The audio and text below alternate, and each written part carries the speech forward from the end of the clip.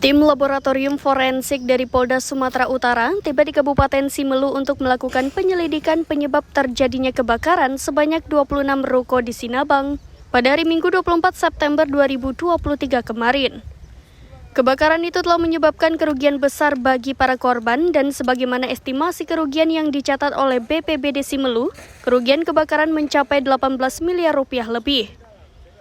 Kapolres Simelu AKBP Sujoko melalui Kasat Reskrim Polres Simelu Ibda Zainur menyatakan, Polres Simelu akan bekerja sama dengan tim Lab 4 Polda Sumut dalam mengungkap penyebab kebakaran itu secara profesional.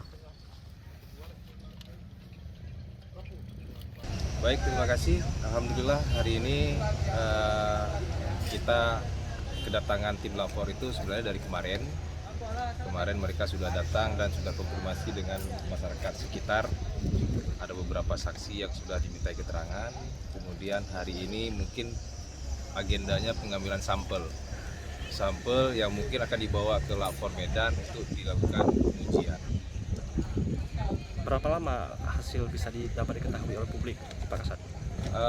Secepat mungkin nanti akan dikonfirmasi kembali oleh pihak Lab 4. Sampel-sampel yang dibawa bisa disebutkan, Pak Kasat? Gimana?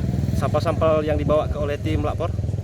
Sementara belum ada, masih dalam tahap pembersihan dulu. Mungkin nanti akan dilihat dari sisa kayu bakar ataupun apa yang tersisa, kabel atau segala macam. Kita lihat perkembangan berikutnya. Dan masih proses pencarian barang.